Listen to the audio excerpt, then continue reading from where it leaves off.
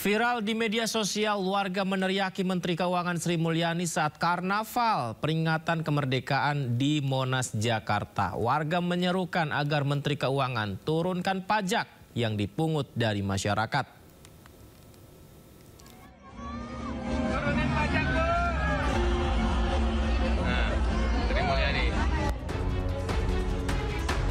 Viral di media sosial, Menteri Keuangan Sri Mulyani diteriaki warga saat mengikuti karnaval peringatan kemerdekaan RI di Monas, Jakarta Pusat Minggu malam.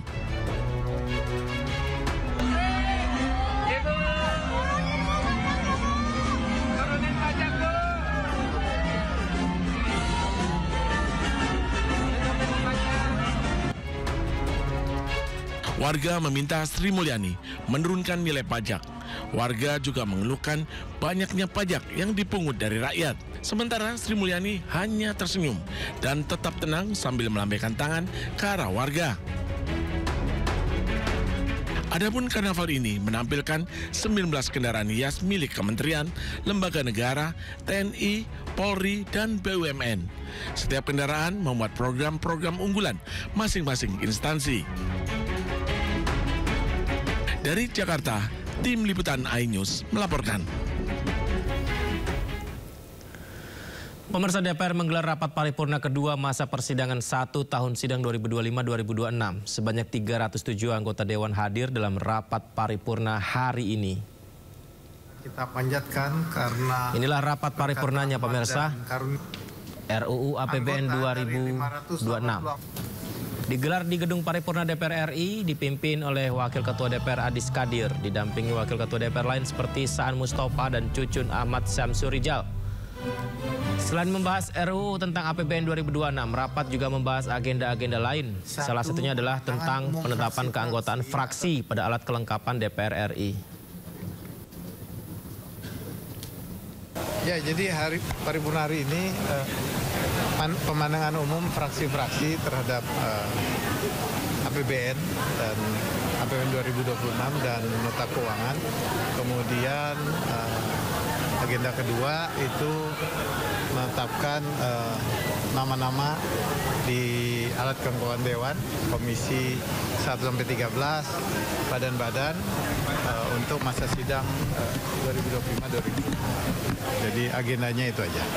Ada beberapa perubahan, ini kan itu kita serahkan ke fraksi-fraksinya, mereka yang mengajukan tadi ya memang ada perubahan-perubahan lah, ada pergeseran-pergeseran begitu dari beberapa fraksi, tapi itu ya biasalah.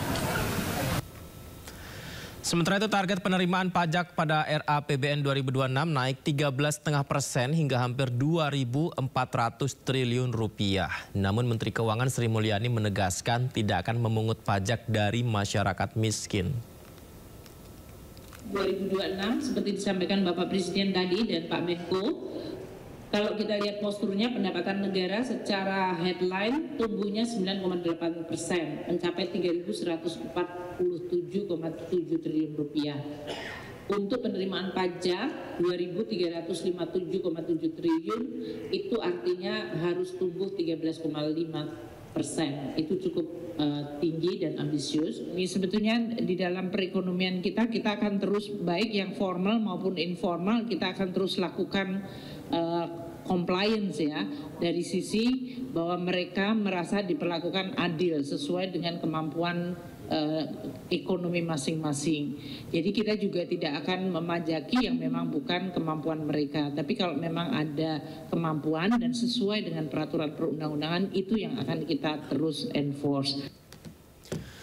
Pemerintah membutuhkan investasi sebesar 7.450 triliun rupiah untuk mencapai pertumbuhan ekonomi sebesar 5,4% di tahun 2026. Pemerintah memastikan sebagian investasi akan berasal dari BPI dan Antara sebesar 720 triliun rupiah. Pemerintah menetapkan target pertumbuhan ekonomi tahun 2026 sebesar 5,4%.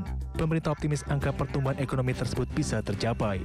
Menteri Keuangan Sri Mulyani menyebut pemerintah butuh investasi sebesar Rp7.450 triliun untuk mencapai pertumbuhan ekonomi di tahun 2026. Sebagian investasi akan berasal dari BPI dan Antara. Menurut Sri Mulyani, dan Antara akan berinvestasi Rp720 triliun, sementara investasi yang berasal dari swasta mencapai Rp6.200 triliun dan investasi yang berasal dari APBN sebesar Rp530 triliun.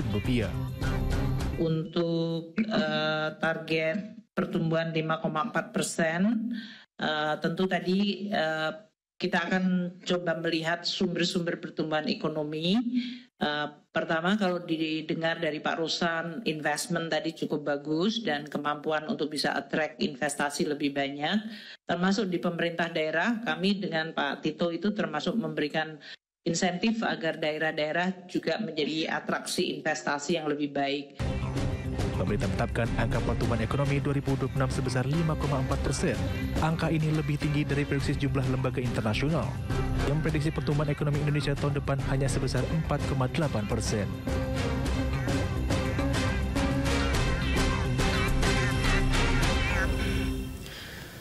Presiden Prabowo Subianto telah menetapkan postur RAPBN 2026 dan nota keuangan dalam sidang paripurna MPR DPR Jumat kemarin. Pemerintah menargetkan pendapatan negara tahun depan mencapai Rp3.147,7 triliun atau naik 9,8%. Presiden Prabowo Subianto menetapkan postur rancangan anggaran pendapatan dan belanja negara tahun 2026, di mana pemerintah mendesain defisit APBN 2026 lebih kecil dari proyeksi tahun ini sebesar 2,78%, dengan target pertumbuhan penerimaan negara yang lebih tinggi dibandingkan laju kenaikan belanja negara.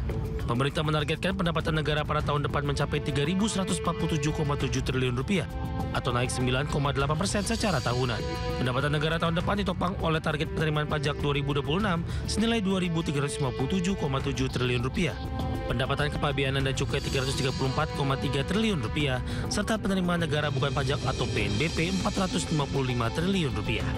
Sementara itu, belanja negara atau besaran APBN 2026 ditargetkan menembus Rp3.786,5 triliun atau meningkat 7,3% yang terdiri dari belanja pemerintah pusat senilai Rp3.136,5 triliun dan transfer ke daerah sebesar Rp650 triliun. Adapun pemerintah juga mendesain keseimbangan primer negatif mencapai Rp39,4 triliun pada 2026. Dengan demikian, defisit APBN tahun depan ditargetkan sebesar Rp638,8 triliun atau setara dengan 2,48% terhadap produk domestik bruto tanah air.